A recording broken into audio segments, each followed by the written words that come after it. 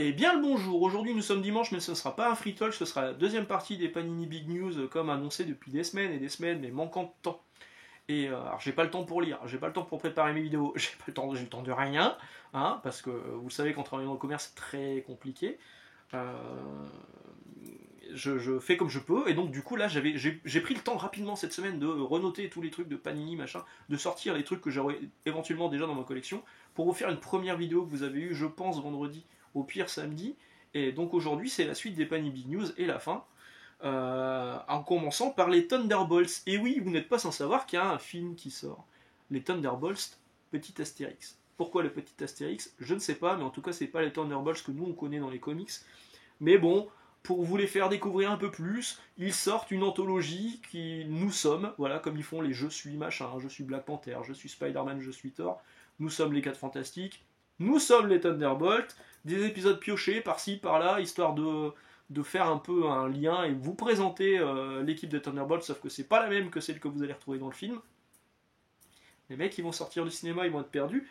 Ça sort donc en avril 2025, mais il y aura aussi l'omnibus numéro 3 des Thunderbolts. Là, par contre, c'est beaucoup plus recommandé. La fin du run de Nichiza, Fabien Nichiza et Kurt Busiek, donc le meilleur scénariste de l'univers Thunderbolts.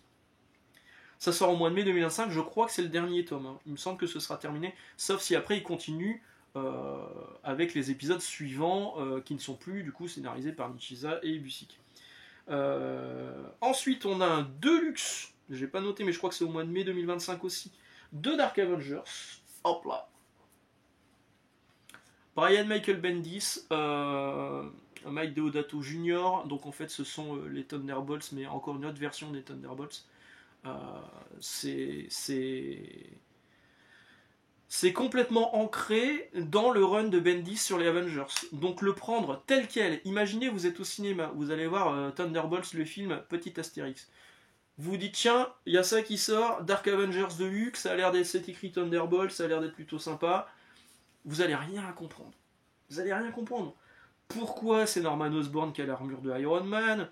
Pourquoi c'est le caméléon qui a le symbiote de Venom? Pourquoi Sentry il est là? Pourquoi c'est pas Thor mais Ares? Voilà, on bite rien en fait si on n'a pas suivi les Avengers de Bendis.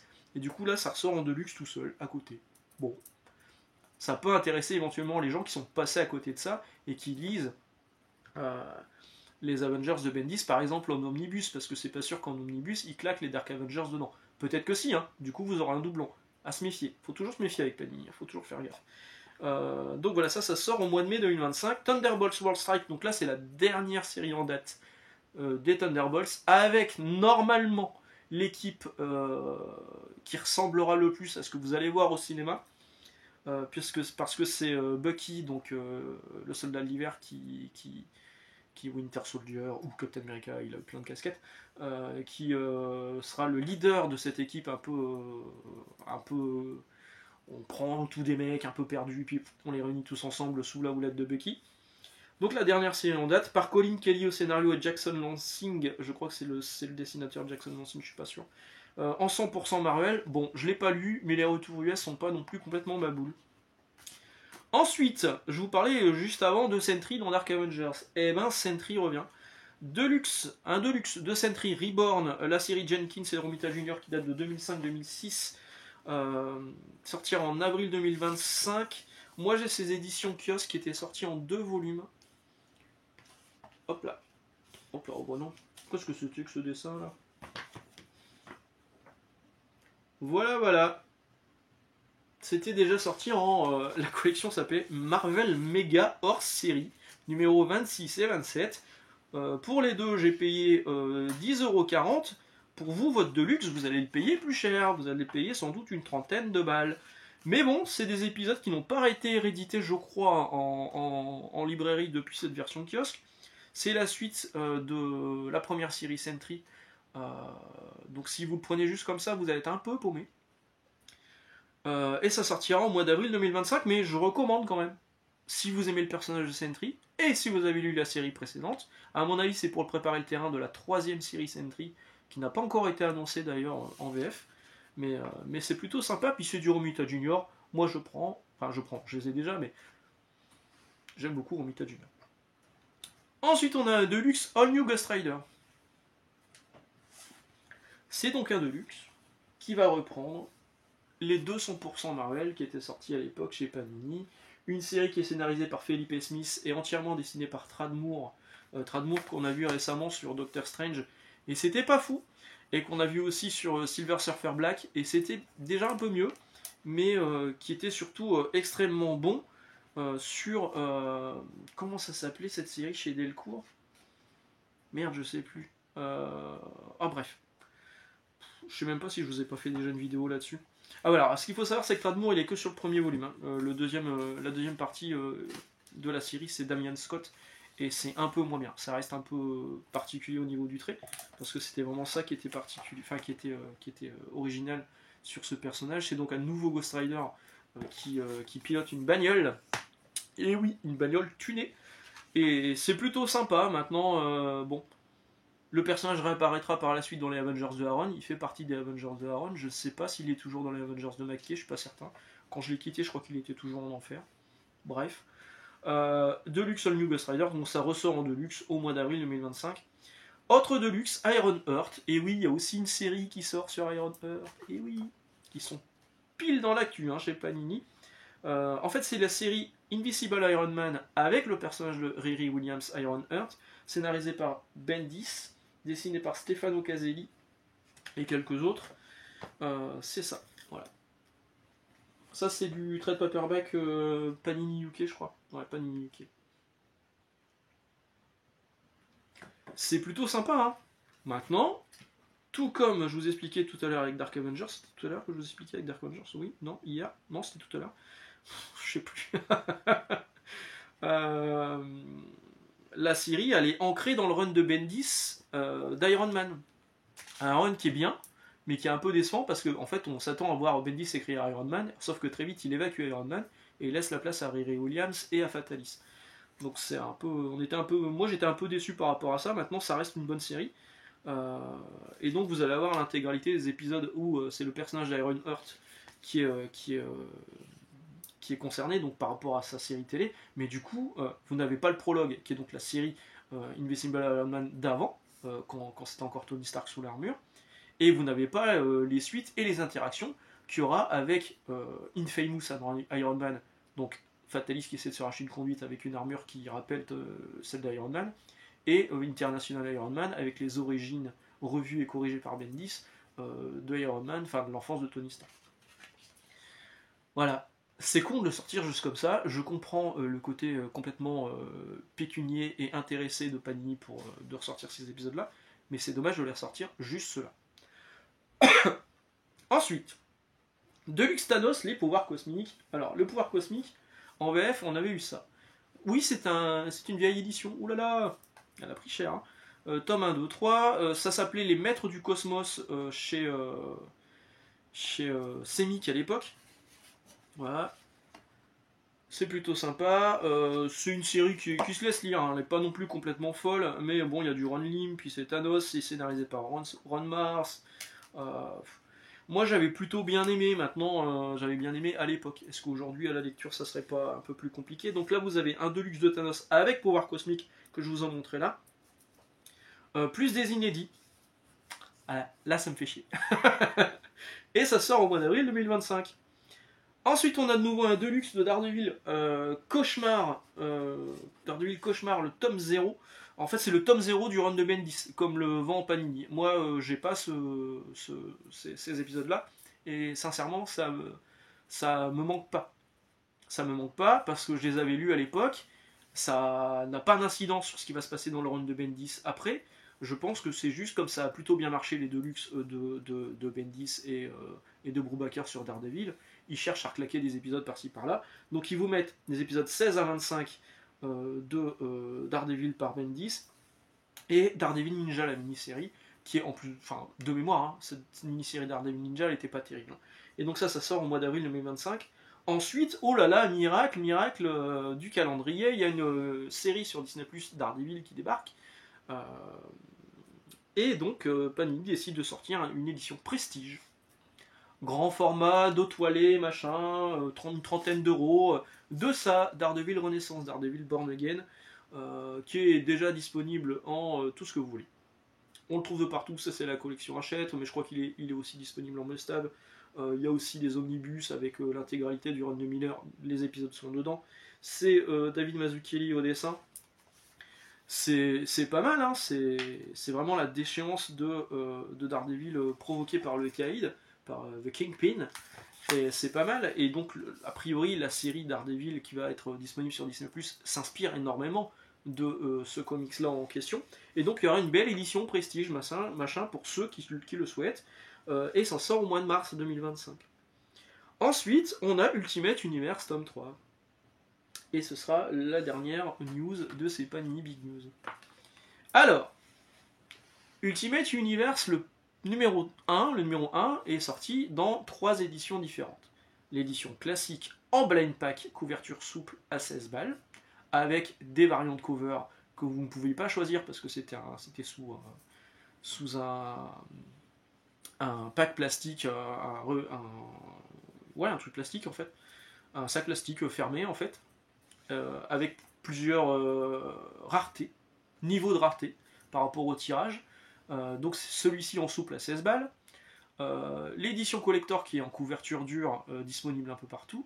Et l'édition collector spéciale CSA tirée à très peu d'exemplaires avec une autre couverture. Sur le numéro 2, il n'y a pas eu de blind pack. Vous n'avez que l'édition couverture souple à 16 balles classique, la collector classique et la collector CSA en édition limitée, avec une couverture qui est plus jolie d'ailleurs que la collector normale. Et entre le numéro 1 et le numéro 2, il y a eu une grosse érosion des ventes. Il y a plein de gens qui ont testé le côté blind pack qui se sont dit ah tiens ça peut être marrant, peut-être que j'aurai la rare et tout. Peut-être que des gens se sont dit j'aurai la rare, je vais la vendre plus cher sur Vinted. Moi j'ai des clients qui ont essayé juste parce que c'était une blind pack, ils ont joué le jeu et puis arrivé au numéro 2 ils ont dit non c'est bon. Ils ont lu Ultimate X-Men. D'ailleurs j'annonce, j'arrête Ultimate X-Men.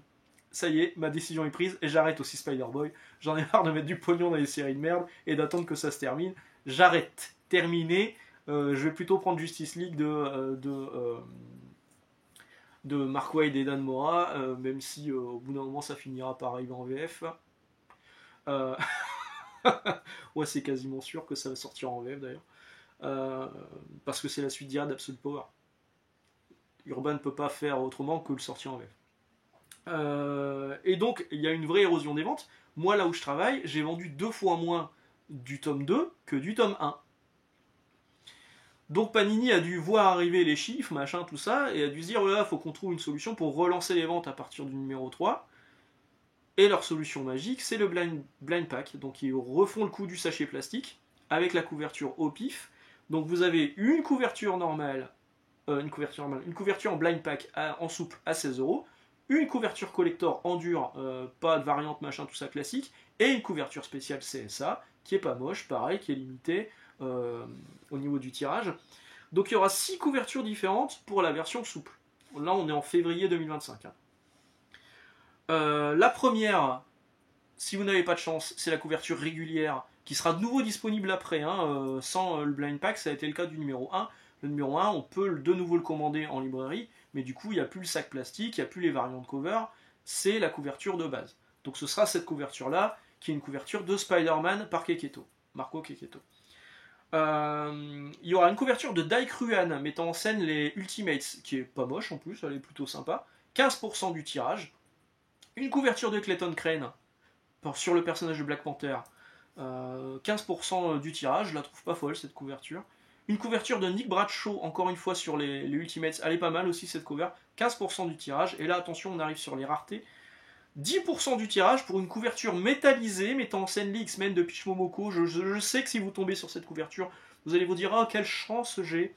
10% du tirage, mon dieu, elle est métallisée, elle brille. Oh mon dieu, qu'est-ce que c'est les X-Men? Non, c'est pas les X-Men, c'est les mutants vus par Peach Momoko, et c'est nul. Aujourd'hui on peut le dire, je m'arrête au combien, la numéro 11 je crois, enfin quasiment un an d'X-Men, quasiment un an que j'attends qu'il se passe quelque chose dans les X-Men de Peach Momoko, il se passe rien, je reconnais pas les X-Men, les personnages ils sont nuls, c'est nul, c'est mal dessiné, c'est une catastrophe, les couvertures sont sympas, donc à la limite, bon bah voilà, vous avez la couverture, mais la série elle est vraiment pas bonne. Donc ça c'est 10% du tirage, et enfin la dernière cover en softcover sera aussi une couverture métallisée, concernera aussi 10% du tirage. C'est une couverture de Spider-Man dessinée par Chris Samnee. Celle-ci, elle est vraiment très stylisée, elle est très classe. Chris Samnee, moi j'adore. Ce qu'il fait actuellement sur Batman et Robin, c'est excellent. Je recommande. Donc il y aura aussi la couverture hardcover, je vous l'ai dit, qui ne sera pas sous sac plastique. Elle sera signée Pepe Larraz, le prochain dessinateur de Amazing Spider-Man.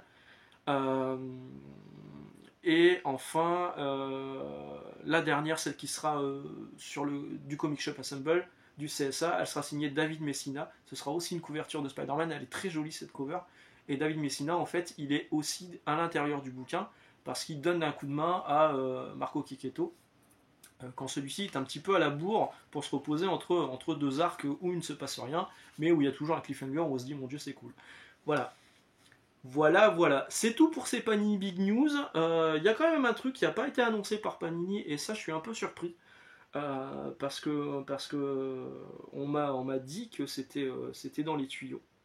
On m'a dit que Emile travaillait dessus. Vous savez, quand on a vu Wolverine Revenge arriver, on s'est tous dit pourquoi il n'y a pas le blind pack, pourquoi il n'y a pas le Red Band, la version avec quelques pages en plus, un peu plus violente, proposée aux États-Unis pour 6$ sous plastique.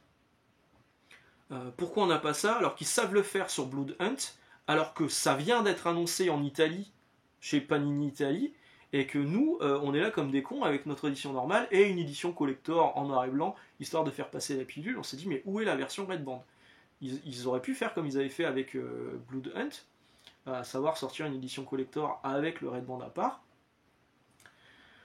Je savais que Emile faisait le maximum pour redorer le blason de Panini. Je pense que là, pour le coup, il a bien réussi son coup, parce que ça y est, ça sort en VF. Et ça sort en VF sous une édition qui rappelle un petit peu ce qu'au fait Urban avec One Hands and Six Fingers. Vous savez, chez Urban, ils font quelques numéros en fascicule, One Hands and Six Fingers, et il y aura un coffret pour tous les réunir. Voilà, vous aurez une intégralité dans un coffret. Bon, là, Panini fait la même chose, sauf qu'ils sortent le coffret directement, en fait. Vous aurez un coffret avec c'est 5 ou 6, je sais plus, numéros, l'intégralité des Wolverine Revenge en version Red Band, en version un peu plus violente, pour 30 balles. Voilà. Alors ça sortirait